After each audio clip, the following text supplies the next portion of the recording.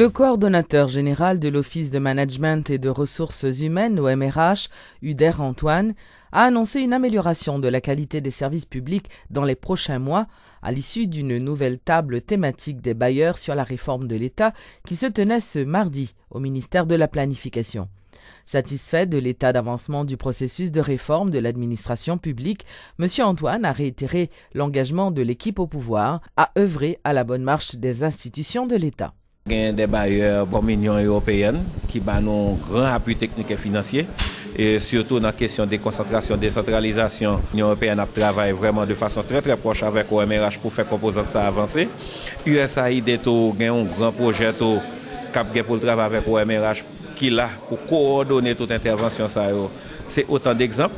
Nous gagnons d'autres bailleurs comme la BID qui a supporté nous depuis longtemps, qui ont un paquet d'interventions, c'est avec la BID d'Apfel. Ça veut dire de façon très concrète, bailleurs doivent accompagner nous. Mais comme nous toujours dit, c'est nous-mêmes d'abord qui pour définir priorité nous, c'est que nous avons fait dans le programme 4 de réforme de l'État et bailleurs convaincus de engagement nous, de volonté nous pour avancer, ils sont avec nous que d'un point de vue technique et financier.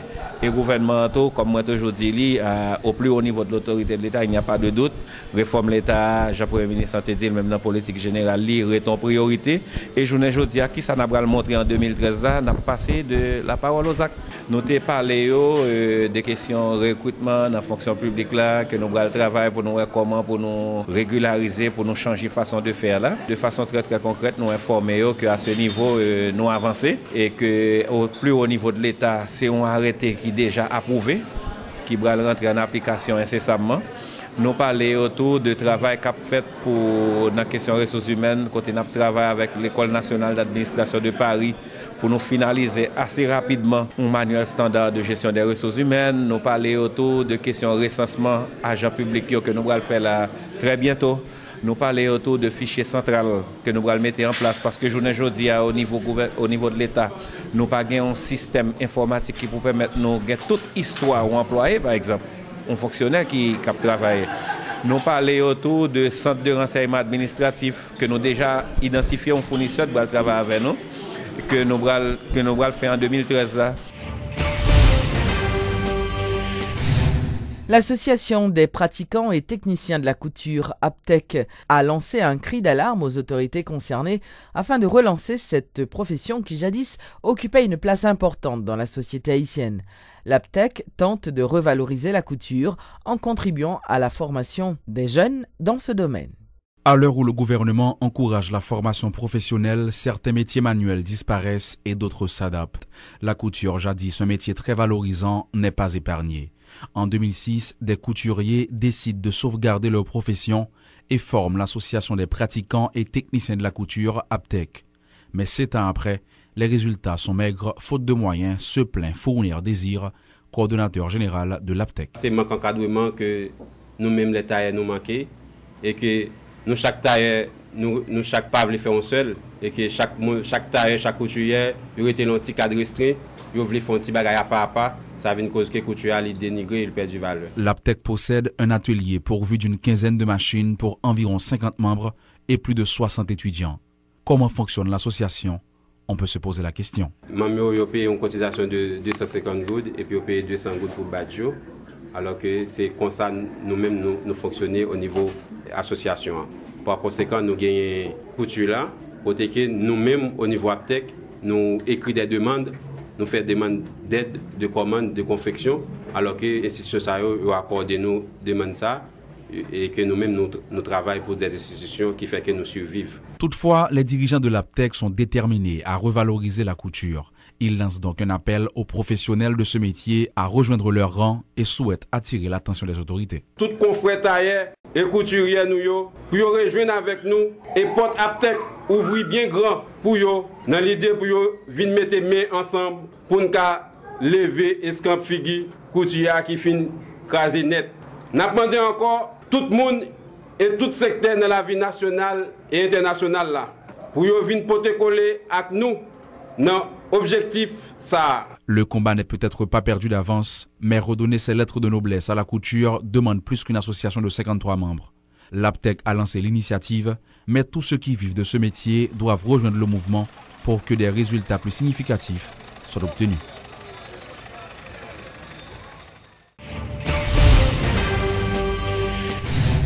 Inauguration ce mardi d'un centre de formation sportive pour les jeunes de la commune de la Croix-des-Bouquets. La cérémonie s'est déroulée en présence du ministre des Sports, du président de la Fédération haïtienne de football et du président de la FIFA, Joseph Seb Blatter, arrivé au pays ce lundi dans le cadre d'une visite officielle. Dans son discours de circonstance, le responsable de la Fédération internationale de football a émis le vœu de voir la deuxième participation d'Haïti à une phase finale de la Coupe du Monde. Ce matin, nous avons rencontré M. Michel Martelly et je peux vous dire que le chef d'État, après avoir eu un échange au niveau supérieur avec le président Yves Jean-Bart, a décidé que maintenant le football doit repartir ici, le football doit aller à la Coupe du Monde. Voilà, on y va maintenant. Et ça vraiment, c'est une bonne augure, une bonne idée. Et la FIFA participera à cette organisation tripartite. C'est un défi, et puis on va le faire. On va faire revivre le talent. On voit le talent ici, des garçons et des filles, revivre le talent de Haïti. D'accord? Voulez-vous? Oui, oui. Alors, qu'est-ce que je vous souhaite? Simplement que le football est unificateur. Le football met les gens ensemble. Le football construit des ponts. Et maintenant, c'est à vous de jouer. Ce n'est pas à moi ici de commencer à danser, mais c'est à vous de jouer. À vous les jeunes, à vous maintenant, sur le terrain de jeu, vous devez démontrer le talent et vous devez démontrer que Haïti est une nation footballistique. Je vous souhaite une bonne chance. Merci beaucoup et Dieu vous souhaite. De son côté, le président de la Fédération haïtienne de football, Yves Jean-Bart, a salué la construction de ce centre Jean Vorbe, financé par la FIFA. La FIFA ne parle pas ou ne se contente pas de parler, la FIFA agit. Moins de 22 jours après le 12 janvier, la création du Fonds de solidarité. Et aujourd'hui, c'est la concrétisation de cette solidarité avec l'inauguration de notre siège social, mais pas seulement notre siège social, l'ensemble des travaux qui ont fait de ce centre un centre vraiment moderne. Certains disent peut-être le plus beau de la Caraïbe, mais en tout cas, nous sommes fiers d'y être. Ce sera plus de services garantis pour les clubs, plus de services à la famille du football en termes de marketing, en termes de prestige, en termes de crédibilité. C'est la satisfaction qu'en dépit d'un long passé, près de 109 ans d'existence, le football haïtien est désormais bâti sur des bases vraiment solides. Un nouveau dispositif de livraison rapide d'extraits d'archives est désormais opérationnel. Ce système est le fruit d'une collaboration entre plusieurs institutions, dont la Poste et le secteur privé, ce qui permettra la délivrance de documents en 8 jours à travers tout le pays, selon le directeur des Archives nationales, Wilfried Bertrand, invité à la rubrique Le Point de ce mardi. À travers Office des Postes d'Haïti et à travers Soji Express, Unitransfert Rapide Plus. Ou capable, n'importe bureau ça recouvrir, ou mettre à aller, ou faire demande là. Dans les 8 jours qui suivent, normalement, côté à 100 pas déplacé, à porter extrait au barreau. Ou bien, ils vont SMS barreau, ok? Ou même tous, de bout à 8 jours passés, ou ce SMS à pas arrivé, ou pas arrivé, dans le téléphone, aller, côté de déposer pièces là, à le réclamer. Ça, c'est là où pas de situation d'urgence. Maintenant, sous une situation d'urgence, n'a pas urgence dans Port-au-Prince. Dans le bicentenaire là, nous avons une salle VIP. Dans la salle VIP, alors salle VIP, c'est pour les autorités qui ne peuvent pas déplacer, comme ça, nous avons le service là. Mais nous ouvrons le service à tout à monde qui ont urgence, soit dans le cas de maladie, soit rendez-vous dans l'ambassade, ou bien on peut prouver quelconque une bourse d'études, ou pas qu'attendre. À ce moment-là, dans la salle VIP, pour aller, il y a en principe, dans les 48 heures, vous faites pour un extrait. Même VIP a une urgence extrême. Il n'a pas qu'à déplacer, il n'a pas de temps tout, le temps lui fait défaut. Nous avons la possibilité à VIP seulement. Nous allons dire pour tout le monde, je vais un mail, on va ouvrir le par mail. On va scanner le dans Bertrand Louis Saint à commercial gmail.com. Mais nous avons urgence, nous avons en province, nous avons urgence. Dans ce cas-là, si nous sommes en province, nous avons 2 représentants. Nous dans le département, le Grand Sud, et nous avons dans le Grand Nord. Nous avons un numéro de téléphone, ça aussi, nous avons une extrême urgence et en province.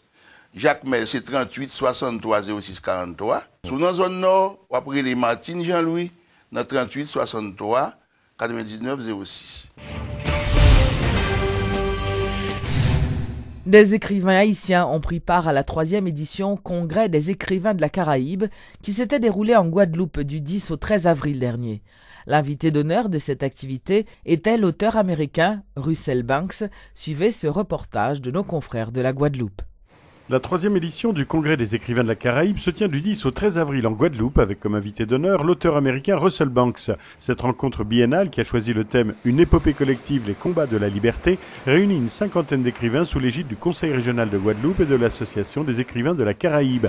Parmi eux, beaucoup d'auteurs venus d'Haïti mais aussi de République dominicaine ou de Sainte-Lucie. Je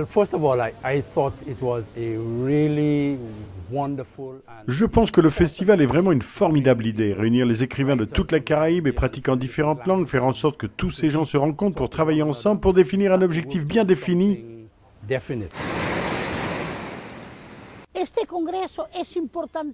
Ce congrès est très important. Il est très important parce qu'il répond à la grande diversité de tout le monde littéraire qui existe dans la Caraïbe et qu'il peut réunir tous les écrivains caribéens qui sont à la fois des écrivains du terroir mais aussi des écrivains de la diaspora et qui sont aussi des auteurs qui apportent beaucoup aux lecteurs du monde entier. Il y a des écrivains phares à ce congrès. J'ai vu Earl Lovelace, et Madison Smart-Bell, il y aura Russell Banks. Il y a beaucoup d'écrivains qui vont de Sainte-Lucie à côté, beaucoup d'Haïtiens aussi. Moi, ce que j'attends, c'est cet échange nécessaire entre les écrivains, justement, pas sur l'état du monde, mais sur l'état de la Caraïbe. Et cet état de la Caraïbe, au regard du monde, au regard de nous-mêmes et aussi de notre avenir en tant que créateurs, sur la langue, sur la politique et tout. Donc, c'est de ces échanges-là que naissent beaucoup de choses. Et c'est ce que je pense que j'attends de ce congrès des écrivains de la Caraïbe. Déjà, il y a beaucoup de communications qui vont être faites. Moi, j'en ai fait une aussi. Les sujets étaient assez costauds et très intéressants aussi. Et ce sont des sujets qui permettent aussi de voir comment nous regardons notre Caraïbe, comment nous regardons le roman, l'écriture du roman, l'écriture de la poésie, la prise de parole, les événements politiques. Donc c'est un congrès extrêmement important, donc j'attends qu'il commence. Évidemment, j'attends énormément des autres, comme ils attendent énormément de moi aussi dans ces échanges. Et évidemment, quand on sort de congrès comme ça, on n'est plus le même, on n'est plus la même. En clôture de ce 3e congrès des écrivains de la Caraïbe, samedi 13 avril, la remise du Grand Prix littéraire de l'Association des écrivains de la Caraïbe.